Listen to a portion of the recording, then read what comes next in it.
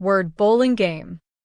This game will help students practice reading words by knocking down pins with words written on them. The goal is to read the words on the pins that remain standing after each turn. You need a set of bowling pins with words written on them and a ball suitable for bowling.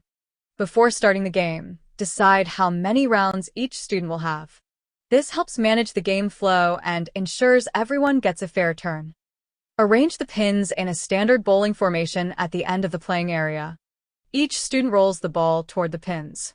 After the roll, note which pins fell and which remains standing. The student reads aloud the words on the pins that are still standing.